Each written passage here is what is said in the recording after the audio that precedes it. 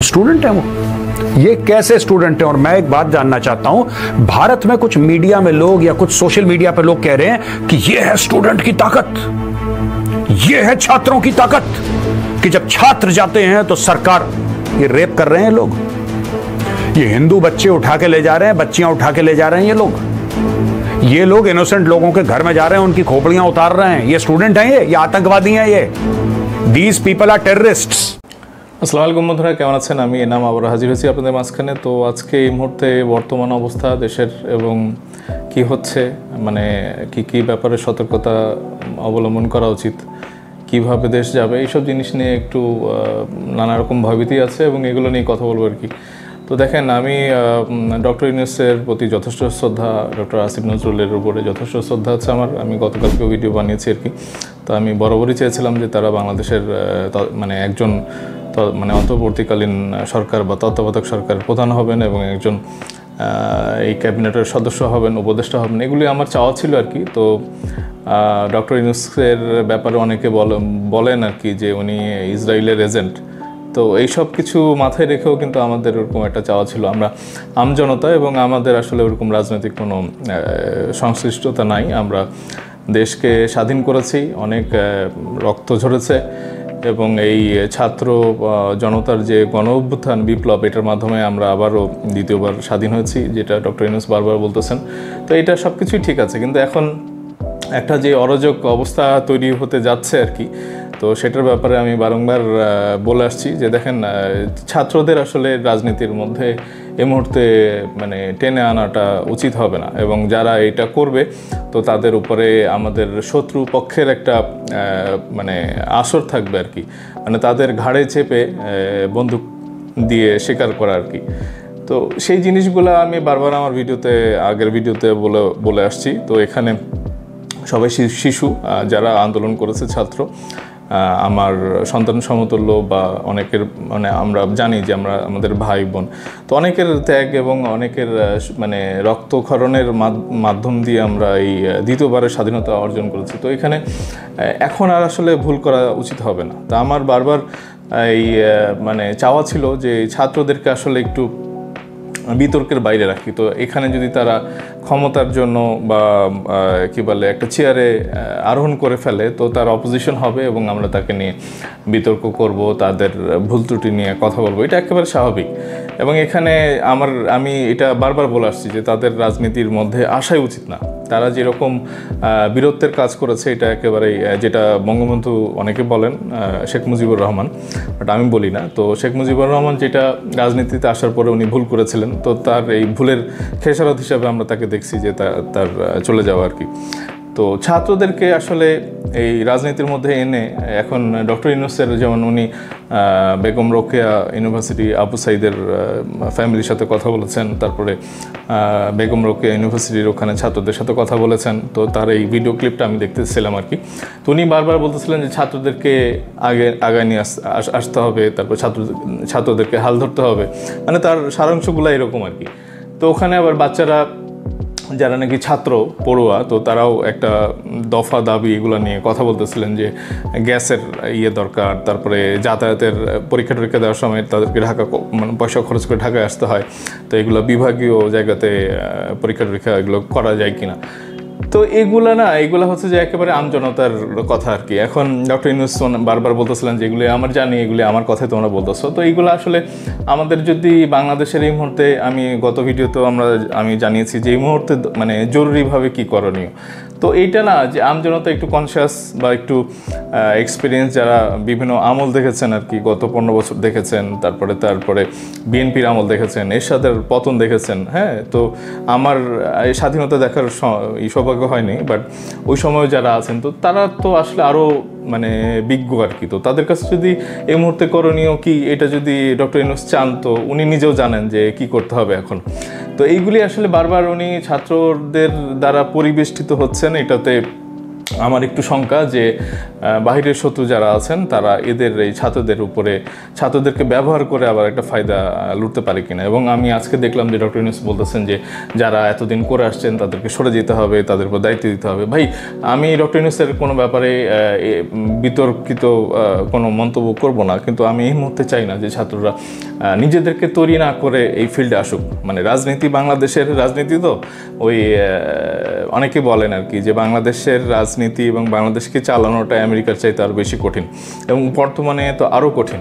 তো এখন আমরা মানে নানা রকমের ষড়যন্ত্র হতে দেখতেছি। এবং দেখেন সজীব ওয়াজেদ জয় র্যান্ডম, হ্যাঁ, প্রথমে উনি কি বললো, আমি একটা মানে ওনার অনেকে শেয়ার করতেছেন এই জিনিসটা, সজীব ওয়াজেদ জয় মানসিকভাবে সুস্থ কিনা। তো আমরা তো জানি যে উনি মানে দেখেন স্বার্থান্বেষী লোভী এই জনগোষ্ঠী, তাদের মানসিকভাবে সুস্থ হইতে হয় না। তারা চাইলে অনেকে বলতেছেন যে এই যে ডাকাতি করার জন্য তারা লোক রিক্রুট করে আর কি, এবং একটা ভালো সংখ্যক রিক্রুট করে এবং তারা লুটপাট করছে রাতের বেলাতে, এগুলি ডাকাতি করছে আর কি। এবং দোষটা পাচ্ছে কার ঘাড়ে? ওই বিএনপি জামাতের। তো এইগুলো তো আসলে আমরা কনসিয়াস পিপল, আমরা এগুলো মানি না। তো দেখেন ষড়যন্ত্র হচ্ছে, শেখ হাসিনাকে অ্যাসাইলাম চাইছিলেন উনি, যুক্তরাজ্যে দেওয়া হয়নি, যুক্তরাষ্ট্রের ভিসা ক্যান্সেল করা হয়েছে। তো এখন উনি থেকে গেলেন দিল্লিতে, এবং ওই মার ছেলে এরা আবারও বাংলাদেশের রাজনীতির মধ্যে আসতে যাচ্ছে। তো এখন মোস্ট ইম্পর্টেন্ট এবং টপ নাম্বার যেই রিকোয়ারমেন্টটা যেটা ছিল আম জনতার পক্ষ থেকে, যে এই দলটাকে নিষিদ্ধ করা। তো দেখেন এই সজীব ওয়াজেদ জয়ের এই তামাশাগুলো আমরা দেখি। 6 আগস্ট উনি বলেন যে শেখ হাসিনা আর রাজনীতিতে ফিরবেন না, মানে তিনি হতাশ। এটা 6 আগস্ট বলছে। শেখ হাসিনা দেশে ফিরবেন, জয় 8 আগস্ট এই কথাটা বলছে। এবং 9 আগস্ট উনি কী বলেন যে আমি রাজনীতিতে যোগ দিতে প্রস্তুত। এদিকে কিন্তু ওই ঢাল তলোয়ার নিয়ে একেবারে শপথ পাঠ করা হচ্ছে এই গোপালগঞ্জে, এবং সেনাবাহিনীর গাড়িগুলা আটকায় দেওয়া হচ্ছে রাস্তায়। আমি গতকালকে ওইটা নিয়ে বলছি আর কি। এবং 9 আগস্ট উনি আবার বললেন যে অন্তর্বর্তীকালীন সরকার নির্বাচনের ঘোষণা দিলে দেশে ফিরবেন শেখ হাসিনা।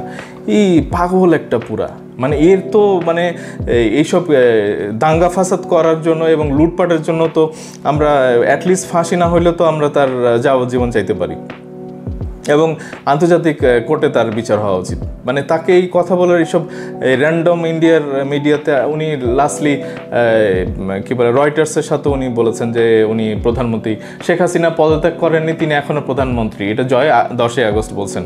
তো এইটা হচ্ছে যে রয়টারে উনি এইসব বক্তব্য দিচ্ছেন। তো এগুলো তো ভাইরাল হচ্ছেই, এবং সারা পৃথিবীর ওয়েস্টার্ন কমিউনিটি এগুলো জানতেছে। এবং দেখেন এটা মানে আজকে ছাত্ররা আবার সুপ্রিম কোর্ট ঘেরাও করতে গেল যে প্রধান বিচারপতির পদত্যাগ এবং আলটিমেটাম। ভাই, আমরা না খুব শঙ্কিত। এইগুলো ছাত্রদেরকে বারবার রাস্তার মধ্যে ঘোষণা দেওয়া হচ্ছে যে আপনারা রাস্তায় থাকেন, এই থাকেন। তো এখন রাস্তাতে তো ইউনিভার্সিটি, স্কুল, কলেজ সব খুলে গেছে। এই বাচ্চাদেরকে ডক্টর আসিফ নজরুল কেন ওই যে লাইভেও নিয়ে এসে বলতেছেন যে কেন তোমরা এই সুপ্রিম কোর্টের কোনো জ্বালা পড়াও কিছু করো না, তোমরা অবস্থান নাও ওখানে। তো আপনি তো উস্কে দিচ্ছেন ডক্টর আসিফ নজরুল। এখন এটা কি আপনার প্রফেশনালিজমের ঘাটতি? একটা রাজনৈতিক কথাবার্তা বলা, একটা টক শো করা, দেশ চালানো তো এক না। আপনি তো দেখতেছি যে এই বাচ্চাদেরকে লেলাই দিচ্ছেন। এই ডক্টর ইউনূসও যেই কথা বলতেছেন, এখন ডক্টর ইউনূস এবং আসিফ নজরুল এরা যদি ছাত্রদেরকে ভর করে কিছু করতে চায়, রাজনৈতিক দলদেরকে সরাই দিয়ে, তো এইটা তো বাংলাদেশে আবারও একটা একনায়কতন্ত্রের একটা সিম্বল দেখতেছি। ডক্টর ইউনূস বারবার বলতেছেন যে ছাত্রদেরকে দাঁড়াইতে হবে, ভাই জিয়াউর রহমান যখন রাজনীতি শুরু করে, তো ওই সময়ে বিএনপি ফর্মেশনের পরে ছাত্রদল গঠন করা হয়েছিল। ওই যে ইলিয়াস আলী, তারপরে সম্ভবত অভি, এইসব ছাত্র মানে খুব ট্যালেন্টেড ছাত্র আর কি, তাদেরকে নিয়ে বিদেশ ভ্রমণও করেছেন। তো এই খুনি হাসিনা বারবার বলছেন যে এটা ছাত্রদেরকে ধ্বংস করা হয়েছে, ছাত্রদের হাতে অস্ত্র দেওয়া হয়েছে। তো এই ডক্টর ইউনূসের এই যে দাওয়াত দেওয়াটা, যে আপনারা আসেন, এই সেই, ওনার দাওয়াতের তো দরকার নাই। যে কোয়ালিফাইড, যে আজকে ডিগ্রি মানে অনার্স পাস করতেছে, মাস্টার্স পাস করতেছেন, উনি তো দেশের হাল ধরবেন। উনি ডাক্তার হবেন, ইঞ্জিনিয়ার হবেন, কী বলে বিসিএস পাস করে ক্যাডার হবেন। এগুলো তো স্বাভাবিক ব্যাপার। এখন বাচ্চাদের, স্কুল কলেজের বাচ্চাদেরকে যদি আপনারা এরকম বারবার রাস্তার মধ্যে আসতে বলেন, তারপর একটা ফোরামে মিটিংয়ে বসে যান, তাইলে তো এইটা তো সাধারণ মানুষ হিসাবে, আমি অন্তত আমার গার্জিয়ান হিসাবে তো আমি এটা চাই না। আমার বাচ্চাও, আমার শিশু, মানে সেও পড়াশোনা করতেছে, সেও স্টুডেন্ট।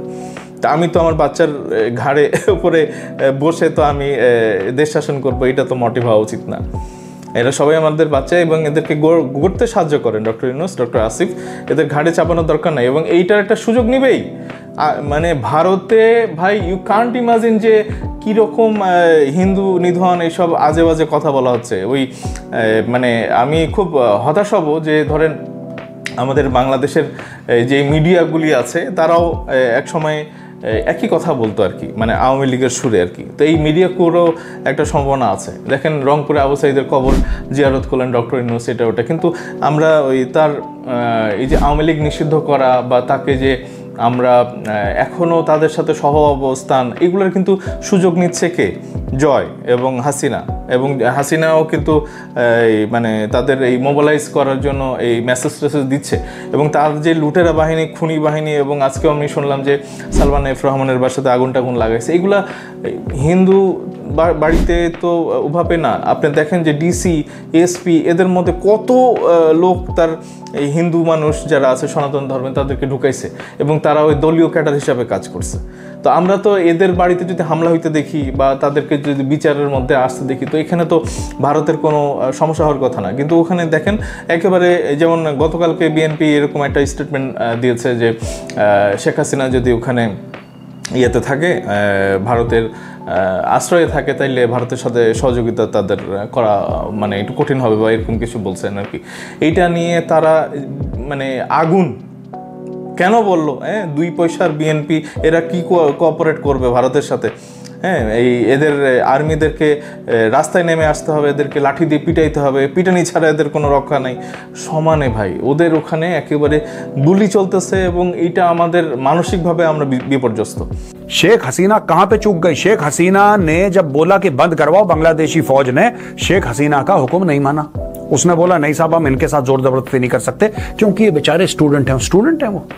ये कैसे स्टूडेंट हैं? और मैं एक बात जानना चाहता हूं, भारत में कुछ मीडिया में लोग या कुछ सोशल मीडिया पे लोग कह रहे हैं कि ये है स्टूडेंट की ताकत, ये है छात्रों की ताकत, कि जब छात्र जाते हैं तो सरकार, ये रेप कर रहे हैं लोग, ये हिंदू बच्चे उठा के ले जा रहे हैं, बच्चियां उठा के ले जा रहे हैं, ये लोग इनोसेंट लोगों के घर में जा रहे हैं, उनकी खोपड़ियां उतार रहे हैं। ये स्टूडेंट हैं, ये आतंकवादी हैं, ये दीज पीपल आर टेररिस्ट्स। ठीक है ना, इनको स्टूडेंट नहीं बोलते। बांग्लादेश नेशनलिस्ट पार्टी बीएनपी ने यह बोला है भारत को, देखो 2-2 कौड़ी के लोग हैं, 2-2 कौड़ी के लोग हैं बीएनपी, इतनी सी पाव भर की पार्टी है। बीएनपी क्या कह रही है कि अगर भारत ने शेख हसीना जो हमारी दुश्मन है, अगर उसकी मदद करी तो फिर हमारे रिश्ते ठीक नहीं होंगे, फिर हमें और तुम्हारी दो कौन सी गाली दूं तुम्हें? तुम भारत को बोल रहे हो? अबे भूखे नंगो, तुम भारत को बोल रहे हो? बीएनपी वालों, तुम्हारी इतनी औकात हो गई है। But don't push our patience, don't test our limits, ये सब मत करो। फिर जब यहां से मार पड़ेगी फिर विक्टिम कार्ड खेलोगे, फिर तुम इस्लामोफोबिया बोलोगे जब यहां से मार पड़ेगी तो, और सीधा पड़ेगी ढाका में मार। फिर रोना मत, फिर छाती मत पीटना कि गड़बड़ हो गई, गड़बड़ हो गई, गड़बड़ हो गई। ठीक है, ये देखो ये कह रहा है The Bangladesh Nationalist Party warned that it would be difficult for the party to cooperate with India. मत करो कोऑपरेट, मत करो साले कोऑपरेट। तुम लोग क्या, तुम हो कौन जो तुम कोऑपरेट करोगे? भिखारी कोऑपरेट करेंगे हमारे साथ? It will be difficult to cooperate with India। मतलब अब 2-2 कौड़ी के भिखारी भारत को धमकी देंगे? मैं आपको बताता हूं दोस्तों, वहां पे हिंदुओं का इतना बुरा हाल है आज की तारीख में, लोग there is a cry for help that we are being killed, और कोई कुछ नहीं कर रहा। এই আওয়ামী লীগের যে ভূত বাংলাদেশে আছে, এইটা যদি না সরে আমরা কেউ কিন্তু নিস্তার পাবো না। দেখেন এখানে লিটন দাস যে বাংলাদেশের ক্রিকেটার, উনি এরকম বলেছেন যে বাংলাদেশ একটি অসাম্প্রদায়িক দেশ, আমার বাড়িতে হামলার সত্যতা নেই। কিন্তু এই যে দেখেন মাশরাফির বাড়িতে আগুন লাগছে, এইটা নিয়ে তারা আবার মানে প্রচার করা শুরু করছে যে লিটন দাসের মানে বাড়িতে হামলা, এই যে হিন্দুদের উপরে হামলা। এবং আমি মানে খুব অবাক হব যে দেখেন এরকম মানে ভিডিও মানে আসতেছে আর কি সোশ্যাল মিডিয়াতে, এটার সত্যতা আমি জানি না, যে তারা বলতেছে যে আমার বাড়িতে আগুন লাগছে। তো তাদেরকে মানে ওই সাংবাদিক বা এরকম অনেক ইউটিউবার আছে, তো তারা জিজ্ঞেস করতেছে যে ভাই আপনার কোন এলাকা, মানে বাড়ির কোন জায়গাতে, আপনার ঠিকানা বলেন। তখন ওরা বলতে পারতেছে না। তো এরা একদম মানে রাস্তার মধ্যে নেমে পড়ছে আর কি। তো দেখেন এই যে শেখ হাসিনা ভারতে যাওয়ার আগে পদত্যাগ করেননি, এরকম মানে কথাবার্তাও মানে জয়ের কাছ থেকে আসতেছে। এবং এই যে আমরা বারবার জানি যে 26 লাখ ভারতীয় মানে আছে আর কি, তো অনেকে স্ট্যাটাসও দিচ্ছেন যে 26 লাখ ভারতীয় বিদায় কবে হবে, এদের জায়গায় তরুণদের সুযোগ দেওয়া উচিত। তো তরুণরা তো ওই যে স্কুল কলেজের বাচ্চাদের তো লেখাপড়াটা শেষ হইতে হবে ভাই, ওইটার জন্য একটু সময় দেন আর কি। হ্যাঁ, ওরা নিজেদেরকে যোগ্য করে বিশেষ পরীক্ষা টরীক্ষা দিক, ওভাবে আসুক। এখন আপনারা যদি মানে একেবারেই একটা মানে প্রফেশনালিজমের ভিতরটা চিন্তা করেন, দেশের হাল ধরাটা তো ছোট কাজ না, তো এরা যোগ্যতা অর্জন করে আসুক, সেটাই আমাদের চাওয়া। এবং দেখেন এই ছাত্রদের উপর ভর করে যেমন আওয়ামী লীগের গুন্ডা বাহিনীরা যেন রাস্তায় নামতে না পারে, আবার হচ্ছে যে খেয়াল রাখতে হবে যে ভারতের যারা এজেন্ট তারা খুব অ্যাক্টিভ, মানে বাকশাল কায়েম হয়ে গেছে। হ্যাঁ, এখানে রাজনীতি নাই, এখন হচ্ছে যে বাংলাদেশে একমাত্রই দল, সেটা হচ্ছে যে ডক্টর ইউনূস, এই অন্তর্বর্তীকালীন সরকার এবং ডক্টর আসিফ নজরুল এবং হচ্ছে যে ছাত্র সমন্বয়কারীরা। মিডিয়াগুলা, এই আওয়ামী লীগের যে মিডিয়াগুলা, এরা ছুটে ছুটে যাচ্ছে, তাদের কাছে সাক্ষাৎকার নিচ্ছে এবং ঢোল বাজাচ্ছে খালি। তো এরা তো মানে উপযুক্ত না, বারবার বলে আসতেছে যে এরা যোগ্যতা না, তাদের প্রফেশনালিজম আসে নাই, তাদের ওই রকম ভিশনেরই না এরা অতটা। আপনি বারবার ডক্টর ইউনূস বলে তো লাভ নাই যে আপনাদেরকে অনেক মানে বুদ্ধি রাখতে হবে, এই রাখতে হবে, সেই রাখতে হবে। এবং কাদেরকে নিয়ে আপনি বসতেছেন এটারও তো একটা ফিল্টারিং করা দরকার। হ্যাঁ, এখানে অনেক ছাত্রলীগের মানে সাদ্দামের পাপিষ্ট যারা আছে তারা আছে আর কি, তারা এখনও রাস্তাতে মিছিল করতে দেখাচ্ছে আর কি এই ভারতের মিডিয়াগুলি।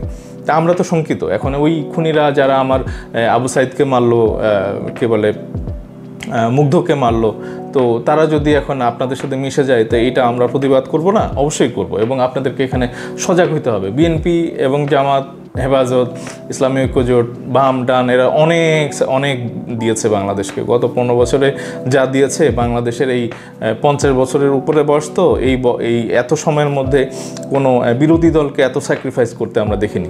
তো যারা বলতেছেন যে আপনারা কই ছিলেন, বাংলাদেশে আমরা ছিলাম এবং আমরা কথা বলেছি, আমরা এই স্বৈরশাসক তারপরে খুনি হাসিনার বিরুদ্ধে বারবার বলেছি এবং নির্যাতিত হয়েছি। এখন এটার জন্য আপনাদের কারোর কাছে প্রমাণ দেওয়াটা মানে আপনারা চাইবেন না আশা করি, কারণ আমরা যারা সচেতন নাগরিক, আমরা এই মানে বর্তমানে কথা বলার মতো মানুষ না, আমরা অন্যায় দেখলেই কথা বলি এবং আমরা সাধারণ মানুষকে একটু সজাগ করতে চাই আর কি।